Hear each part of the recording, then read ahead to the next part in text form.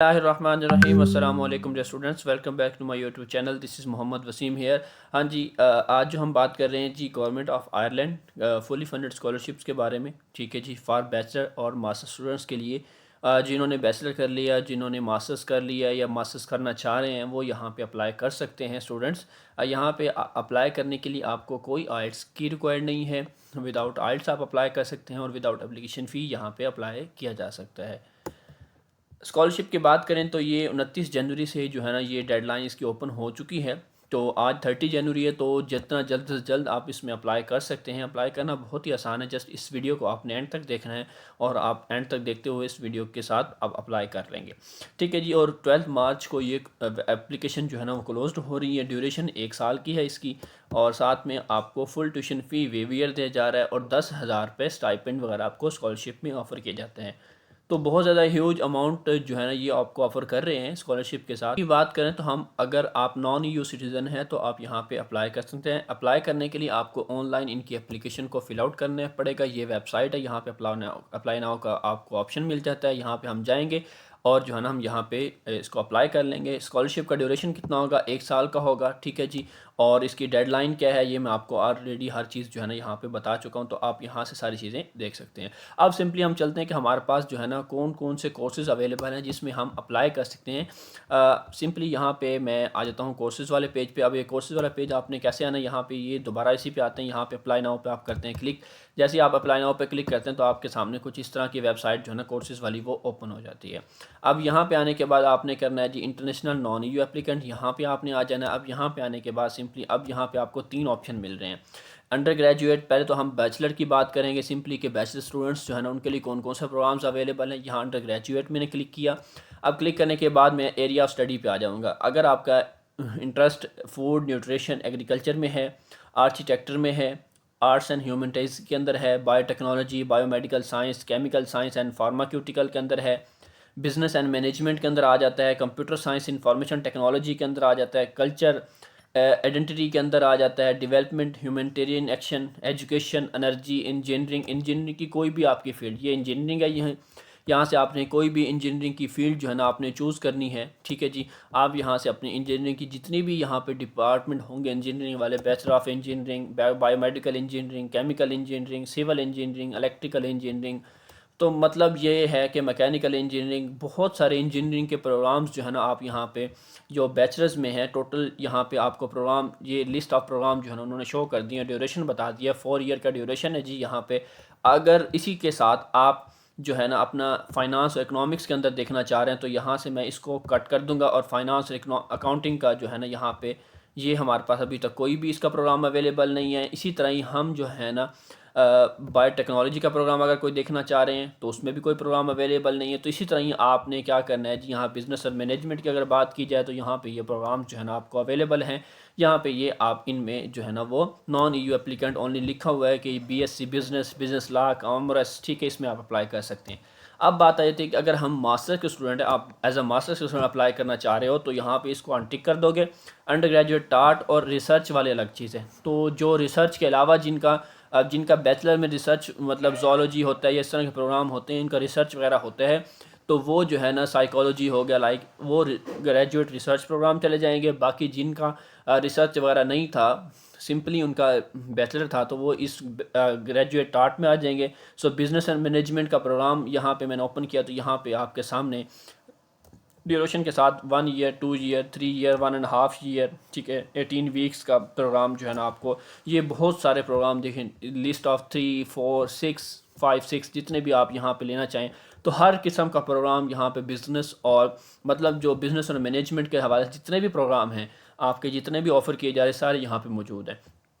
अब अगर मैं बात करता हूँ कंप्यूटर साइंस के हवाले से, ठीक है जी, यहाँ पे मैं इसको अनटिक कर दूंगा. लेवल मैंने ग्रेजुएट टाट चूज़ किया हुआ, तो यहाँ पे इसके हवाले से मेरे पास ये देखें जी बहुत सारे मास्टर्स के प्रोग्राम जो है ना, cyber security, data science, forensic computing. ठीक है जी. आप ऐसा ये नहीं कह सकते कि आपका रेलिवेंट कोई भी ऐसा प्रोग्राम है या कोई भी ऐसा है. देखिए पॉलिटिकल डाटा साइंस, ठीक है, ह्यूमन कंप्यूटर इंटरेक्शन आ गया, इकोनॉमिक्स डाटा एनालिटिक्स हो गया. तो हर एक प्रोग्राम, जो भी आप प्रोग्राम अपने पढ़ा हुआ है, वो सारे यहाँ पे आपको एलिजिबल मिल जाएंगे. जी अब हमने करना है जी अप्लाई। अप्लाई करने के लिए मैंने जी कोई भी एक प्रोग्राम यहाँ से, जिसमें आपको बता दिया, आप अपनी मर्ज़ी से एक प्रोग्राम चूज़ करें। चूज़ करने के बाद यहाँ से आपने क्या करना है जी, यहाँ से डिजिटल इनोवेशन या बिजनेस एनालिटिक्स यहाँ पे अप्लाई करना चाह रहे हैं आप, ठीक है। ये मास्टर्स का प्रोग्राम है, एमएससी यहाँ पे लिखा हुआ है, जो बैचलर का होगा वहाँ पे बीएससी लिखा होगा। अब ये आगे उसने फर्दर बता दिया है कि आप किस में एफटी में अप्लाई करना चाह रहे हैं या डायरेक्ट इंटरव्यू पीटी में करना चाह रहे हैं, तो वो आप जो मर्ज़ी, आपने यहाँ से प्लस के साइन पे जाना है। इसकी डिटेल जो है ना, यहाँ पे 1 ईयर का प्रोग्राम है, 90 क्रेडिट आवर का है, तो मैं चलो जी इसको ही चूज़ कर लेता हूँ यहाँ पे, ठीक है। इसको मैं चूज़ करने के बाद अप्लाई नाउ पे यहाँ पे क्लिक करूँगा। अप्लाई नाउ पे क्लिक करने के बाद यहाँ पे मुझसे पूछ रहा है अब इन दोनों में से कौन सा प्रोग्राम आपने सेलेक्ट करना है, तो मैंने यहाँ से ये एक प्रोग्राम यहाँ सेलेक्ट कर लिया है। अब यहाँ सेलेक्ट करने के बाद जो है ना, मैं थोड़ा सा वेट कर लेता हूँ। अब ये जो है ना, मुझे यहाँ पे इस वेबसाइट पे जो है ना वो ले आया है।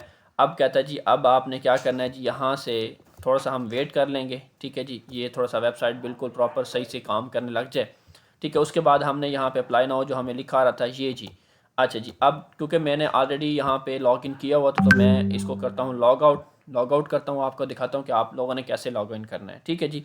दोबारा हम यहाँ पे मैं इसको कट कर देता हूँ, यहाँ से इसको कट किया। अब ये प्रोग्राम है अप्लाई, ये अपना अकाउंट जो है ना वो क्रिएट करना है। अपनी मेल ऐड करूँगा, मेल ऐड करने के बाद मैंने क्या लिखना है, कंटिन्यू पे क्लिक करना है। अब कंटिन्यू पे क्लिक करने के बाद मुझे मेल पे एक वेरिफिकेशन कोड आता है, वो वेरिफिकेशन कोड यहाँ पे ऐड करूँगा। ऐड करने के बाद जो है ना, मैं अपना यहाँ पे लेट्स सी कि मैं इसको ऐड करता हूँ। मैं देखता हूँ जो मेरे पास जो है ना इसका वो मेल का पासवर्ड आया हुआ है, वो मैं इसमें यहाँ पे वेरिफिकेशन कोड जो है ना वो यहाँ पे ऐड कर देता हूँ। तो मेरा वेरिफिकेशन कोड मुझे रिसीव हो चुका है, तो इसमें मैं जो है ना वो ऐड करने लगा हूँ। ये ऐड करने के बाद अब आपने क्या करना है जी, यहाँ पे कंटिन्यू पे क्लिक करना है। अब ये कोड आने के बाद मैं ईमेल वेरिफिकेशन हो चुकी है, उसके बाद मैं कंटिन्यू पे जाऊँगा। कंटिन्यू पे जाने के बाद यहाँ पे वो कहता है जी आपने अपना अकाउंट क्रिएट करना है, तो लास्ट नेम फर्स्ट नेम लिखें, पासवर्ड ऐड करें, मोबाइल नंबर, ठीक है जी, इसी तरह और अपना अकाउंट जो है ना क्रिएट कर दें। अकाउंट क्रिएट करने के बाद आपको कंफर्मेशन मेल आ जाएगी। अब अकाउंट आपका हो गया क्रिएट होने के बाद दोबारा आप यहाँ पे आएंगे, आपने जाना यहाँ पे करना है लॉगिन पे क्लिक। अब लॉगिन पे क्लिक करने के बाद जो है ना, अब यहाँ पे हम थोड़ा सा वेट कर लेते हैं ये जी। अब ठीक है जी, ऑल अदर यूज़र्स पे जाएंगे आप, ठीक है जी, करंट स्टूडेंट्स पे नहीं जाएंगे, ऑल अदर यूज़र पे क्लिक करेंगे। अब जैसे ही यहाँ पे क्लिक करने के बाद अब आपसे वो कहेगा कि आप अपनी मेल और पासवर्ड दोनों चीज़ें यहाँ पे क्या कर दें, आप ऐड कर दें। अब हमने क्या करना है जी, अपना जैसे मैं आपको तरीका बताया था वैसे आपने लॉगिन कर देना। लॉगिन करने के बाद यूज़र नेम पासवर्ड ऐड करने के बाद लॉगिन होने के बाद आप यहाँ पे आ जाएंगे। सबसे पहले यहाँ पे आपको 9 टास्क जो है ना वो रिक्वायर्ड हैं, वो आपने फिल करने हैं। पहला जी हमारे पास प्रोफाइल का, तो हम यहाँ पे स्टार्ट पे क्लिक करेंगे। स्टार्ट पे क्लिक करने के बाद हमारी प्रोफाइल की जो पर्सनल डिटेल होगी, जो यहाँ पे पहले तो हमने रजिस्ट्रेशन के टाइम जो डिटेल दी थी वो ऐड कर देंगे, वो ऑलरेडी ऐड होगी। उसके बाद जो नेक्स्ट जो डिटेल है जो रह जाएगी वो यहाँ पे आप ऐड कर दें। लेट्स सी कि यहाँ पे जेंडर पूछा हुआ उन्होंने, वो आप लिखेंगे। चेंज योर नेम, आपने कभी नेम चेंज किया तो उसको आप नो कर देंगे, चेंज किया तो यस बताएंगे, ठीक है। बर्थ डेट लिखेंगे और कॉन्टैक्ट की इन्फॉर्मेशन वगैरह यहाँ पे सारी आपने ऐड करनी है टोटली। नीचे हमारे पास जियोग्राफी एंड नेशनलिटी की बात आ जाती है। बर्थ कंट्री हमने ऐड करना है, कंट्री ऑफ सिटीज़नशिप। उसके बाद डुअल सिटीज़नशिप है तो हम इसको यस करेंगे, अदरवाइज़ हम इसको नो लिख देंगे। उसके बाद रेजिडेंस की डिटेल लिखेंगे हम, ठीक है जी। यहाँ पर उसने पूछा हुआ है कि आप क्या जो है ना ई सिटीज़न हैं, तो नहीं है, ठीक है जी। तो यहाँ पे इसको भी हम नो कर देंगे। नो करने के बाद अब बात आती है हमारी लैंग्वेज की। अब यहाँ पूछा गया आपकी नेटिव लैंग्वेज क्या है, यहाँ से हम अपनी नेटिव लैंग्वेज, जो हमारी नेटिव लैंग्वेज है, हम यहाँ पे वो मेंशन कर देंगे, ये जी हमारी नेटिव लैंग्वेज है। उसके बाद I need to update another language, अगर कोई और लैंग्वेज ऐड करना चाहते हैं तो कर दें, अदरवाइज़ आपने इसको कंप्लीट टास्क पे करना है क्लिक।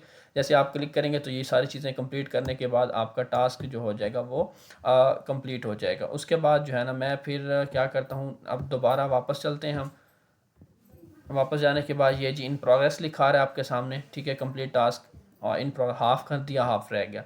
उसके बाद इंग्लिश लैंग्वेज की हम बात करेंगे, स्टार्ट पे क्लिक करेंगे। इसी तरह स्टार्ट पे क्लिक करने के बाद थोड़ा सा हम वेट करते हैं, वेबसाइट जैसे ही ठीक होती है तो हम इसको जो है ना, यहाँ पे जो चीज़ें कंप्लीट टास्क का ऑप्शन मिल गया हमें। यहाँ पे पूछा हुआ क्या आपने आइट्स दिया हुआ है या आप इन फ्यूचर देना चाहते हैं, तो अगर दिया हुआ है तो येस, और उसकी फर्दर डिटेल ऐड करेंगे। देना चाहते हैं तो क्या डेट वगैरह जो भी आपकी है यहाँ मेंशन करेंगे, अदरवाइज़ आपने नो पे क्लिक करना है। और कंप्लीट कॉलेज की, तो हम यहाँ पे कॉलेज पे क्लिक करेंगे। उसके बाद जो है ना, हम अपनी यूनिवर्सिटी की डिटेल जो है ना वो ऐड करेंगे यहाँ पे, जो उन्होंने रिक्वायर्ड की होगी, ठीक है। अब यहाँ पे उसने पूछा हुआ है कि आई नीड टू ऐड और update information this section, yes, ठीक है जी। कंट्री ऑफ इंस्टीट्यूशन पाकिस्तान, ठीक है। इंस्टीट्यूशन का नेम लिखेंगे, यहाँ पे जो भी नेम होता है, ठीक है, जो भी यूनिवर्सिटी का नेम है।